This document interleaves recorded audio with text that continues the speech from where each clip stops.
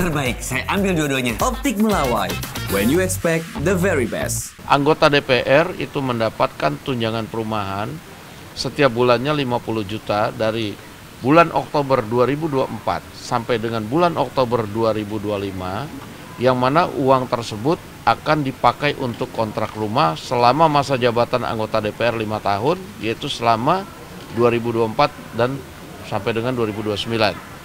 Jadi setelah Oktober 2025, setelah bulan Oktober 2025, anggota DPR itu tidak akan mendapatkan tunjangan kontrak rumah lagi. Ya, jadi memang kita akan jelaskan kepada masyarakat bahwa tunjangan perumahan itu pada saat anggota DPR dilantik bulan Oktober 2024, itu anggota DPR sudah tidak mendapatkan fasilitas perumahan di Kalibata. Nah, sehingga dipandang perlu untuk kemudian memberikan fasilitas rumah berupa dana untuk kontrak rumah.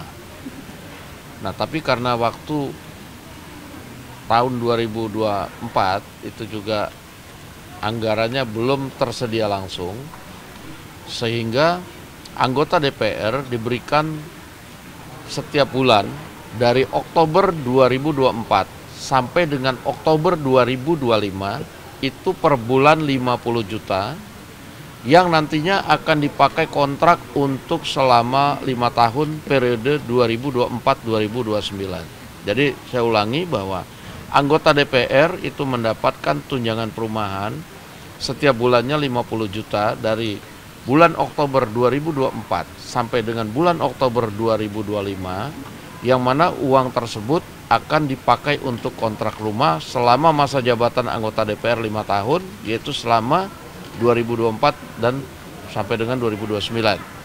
Jadi setelah Oktober 2025, setelah bulan Oktober 2025, anggota DPR itu tidak akan mendapatkan tunjangan kontrak rumah lagi. Nah, jadi itu diangsur dari Oktober 2024 sampai Oktober 2025. Jadi setahun setiap bulannya 50 juta yang akan dipakai untuk biaya kontrak selama 5 tahun. Jadi nanti jikalau teman-teman melihat daftar tunjangan di bulan November 2025, itu yang 50 juta udah nggak ada lagi itu ya.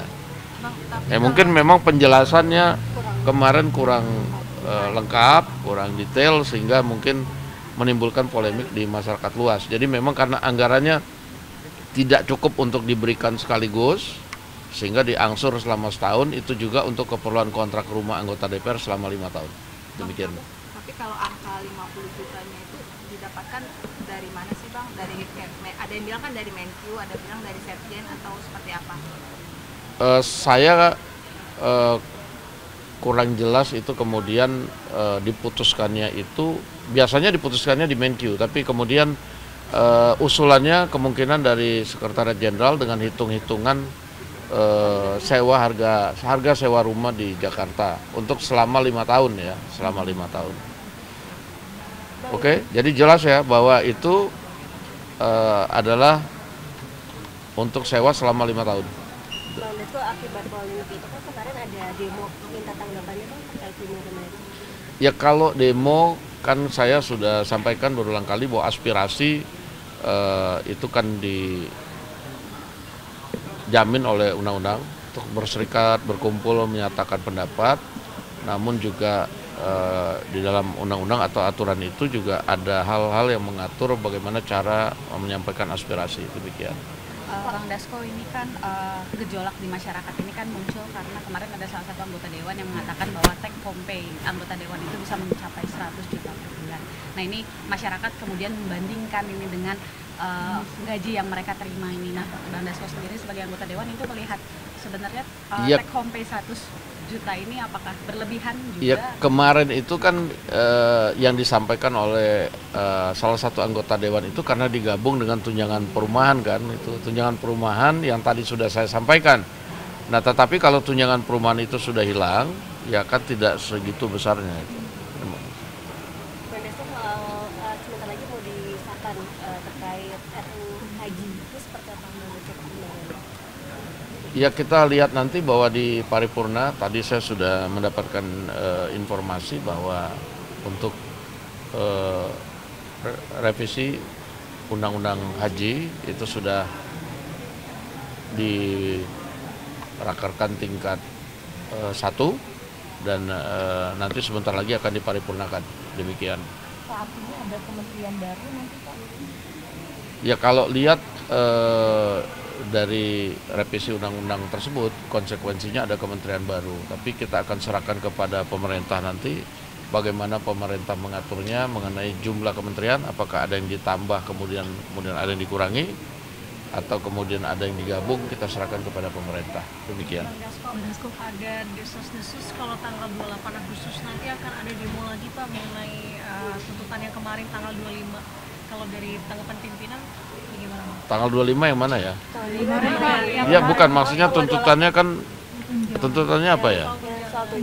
Karena setahu saya tanggal 28 itu kan ada aspirasi dari teman-teman buruh menyikapi keputusan MK yang ingin agar undang-undang perburuan itu dikeluarkan dari Omnibus Law. Nah, kita pada dasarnya kita mengikuti keputusan MK, cuman memang kita perlu waktu saja untuk kemudian mempersiapkan revisi undang-undangnya. Demikian. Oke? Satu lagi Bang, kejadian luar biasa juga dipercepat atau pembahasannya royalti. hak cipta atau gimana Bang Dasko mungkin di Komisi 13? Saya sudah monitor bahwa setelah pertemuan antara DPR, pemerintah, dan perwakilan dari musisi, artis, dan pencipta lagu, itu besok akan diadakan rapat pertama tim perumus di DPR RI. Mudah-mudahan hasil rapat tim perumus yang melibatkan semua pihak itu akan mempercepat revisi Undang-Undang Hak Cipta supaya pengaturan-pengaturannya bisa berjalan dengan baik. Demikian. Bang Dasko, izin ada kondisi KLB mengenai campak di Sumenep.